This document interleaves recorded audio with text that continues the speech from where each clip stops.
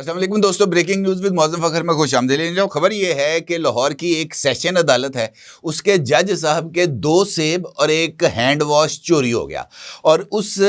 2 سیب اور ایک ہینڈ واش کے چوری ہونے کی جو FIR ہے وہ اسلام پورہ تھانے کے اندر درج کرائی گئی ہے۔ اہم بات یہ ہے کہ اس FIR کے درج کیے جانے کے بعد نہ صرف پولیس حرکت میں آ گئی ہے، بلکہ پولیس نے جج صاحب کی عدالت کا معائنہ بھی کیا ہے، جج صاحب کے چیمبر کا معائنہ بھی کیا ہے، جج صاحب کے عملے سے سوال و جواب بھی کیے ہیں، اور سیشن عدالت کی CCTV فوٹیج بھی چیک کی جا رہی ہے۔ یہ سب کچھ پنجاب پولیس کر رہی ہے، اور اہم بات یہ ہے کہ اسی طرح کا ایک واقعہ اسلام آباد میں پیش آیا تھا، جہاں پر اسلام آباد ہائی کورٹ کے جج صاحب کا صاحبزادہ جو گاڑی ڈرائیو کر رہا تھا، اس کی زد میں آ کر 2 معصوم اور بے گناہ بچیاں جو اپنے اہل خانہ کی کفالت کے لیے محنت مزدوری کر کے کام سے واپس گھر جا رہی تھیں، ان کو ہٹ کر دیا گیا تھا، اور محض 4 دن کے اندر جج صاحب نے اپنے بیٹے کے لیے تو انصاف حاصل کر لیا، وہ بری ہو گیا۔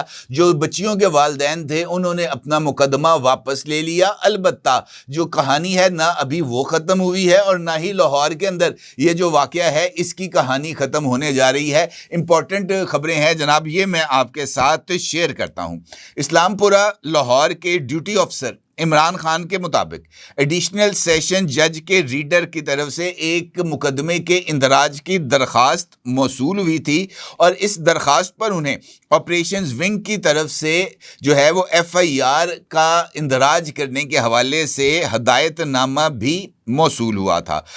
کیس FIR کے مطابق ایڈیشنل سیشن جج لاہور نور محمد بسمل کے چیمبر سے 5 دسمبر کو 2 سیب اور ایک ہینڈ واش چوری ہو گیا، اور FIR میں چوری ہونے والے اشیاء کی مجموعی مالیت 1000 روپیہ بتائی گئی۔ اس کیس کے مدعی جو کہ جج صاحب کی عدالت میں بطور ریڈر تعینات ہیں نے FIR میں موقف اختیار کیا کہ انہیں جج صاحب نے ہدایت کی ہے کہ اس واقعے کی تھانے میں رپورٹ درج کرائی جائے۔ لاہور پولیس نے یہ مقدمہ تعزیرات پاکستان کی دفعہ 380 کے تحت درج کر لیا ہے۔ تعزیرات پاکستان کی یہ دفعہ چوری سے متعلق ہے، اور اس دفعہ کے تحت چوری کا جرم ثابت ہونے پر ملزم کو زیادہ سے زیادہ 7 سال قید،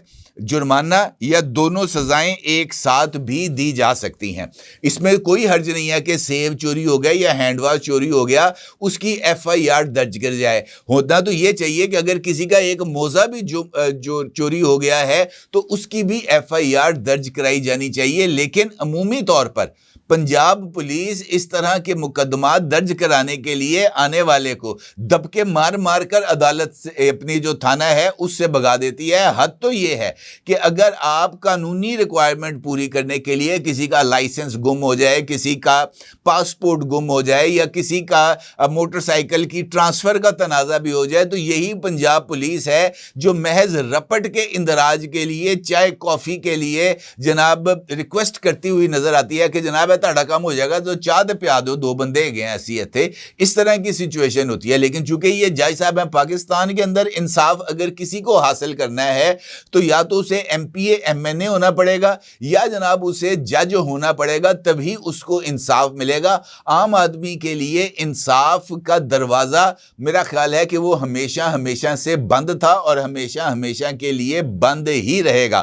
اسی طرح میں نے جس طرح آپ سے گفتگو کے آغاز میں اسلام آباد میں ہونے والے واقعے کا ذکر کیا تھا، اس کے حوالے سے پولیس نے تفتیش کس حد تک کی، آپ اس کا اندازہ اس درخواست سے لگا سکتے ہیں جو کہ اسلام آباد کی ایک پولیس اسٹیشن کے اندر جمع کرائی گئی ہے، اور اس درخواست میں مطالبہ کیا گیا ہے کہ جناب جو مقدمہ آپ نے جج صاحب کے صاحبزادے ابو ذر کے ہاتھوں ہونے والے حادثے اور اس حادثے کے نتیجے میں 2 بچیوں کے مارے جانے کے اوپر تحریر کیا تھا، اس مقدمے کی تو جناب آپ لوگوں نے صحیح طریقے سے تفتیش ہی نہیں کی، کیونکہ جو تازہ ترین انکشافات سامنے آئے ہیں ان انکشافات کے مطابق وہ گاڑی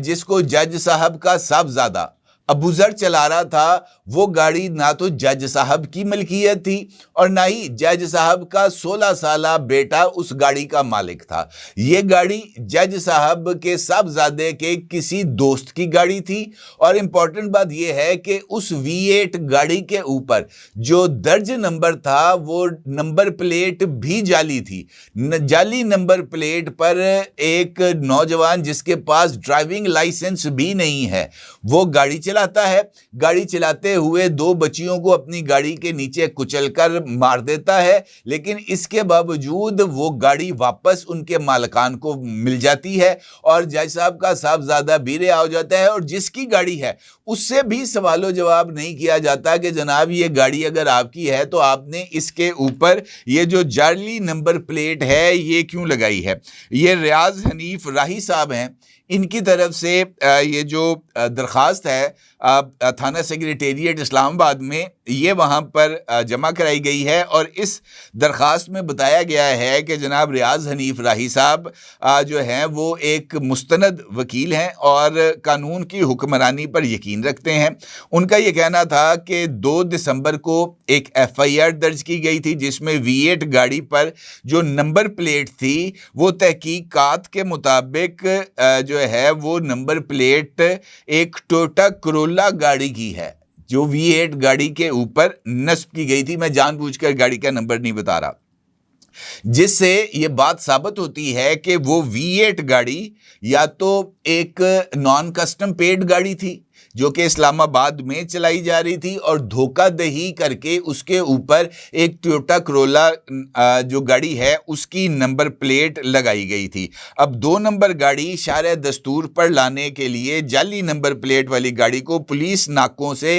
गुजरना पड़ता है और चूंकि उस जाली गाड़ी को एक स्मगल्ड शुदा गाड़ी को मुबैना तौर पर जज साहब का साहबजादा चला रहा था, लिहाजा पुलिस की क्या मजाल कि वो नाकों के ऊपर इस तरह की किसी गाड़ी को रोके। और चूंकि जज साहब का साहबजादा तो कानून की हद में आता ही नहीं है, जज साहब नहीं आते तो जज साहब का साहबजादा कहाँ से आना है। लिहाजा वो गाड़ी नाकों से भी गुजरी। रात 1 बजे वो गाड़ी निहायत तेज़ रफ्तारी से जा भी रही थी और अपनी ड्यूटी ख़त्म करके घर जाने वाली बच्चियों को जो कि स्कूटी पर सवार थीं उसको इस गाड़ी ने कुचल भी दिया। 4 दिन के अंदर अंदर जनाब तस्फिया भी हो गया। फरीकैन ने अदालत में जाकर अपना बयान भी रिकॉर्ड करा दिया। जज साहब का साहबजादा इज्जत बरी होकर जज साहब की जो ऑफिशियल रिहाइशगाह है वहां पर मुंतकिल भी हो गया। लेकिन यह सवाल अपनी जगह पर मौजूद है 2 सेबों और एक हैंड वॉश की तरह कि जनाब ये गाड़ी कहां से आई थी, ये गाड़ी का असल मालक कौन है, इसके ऊपर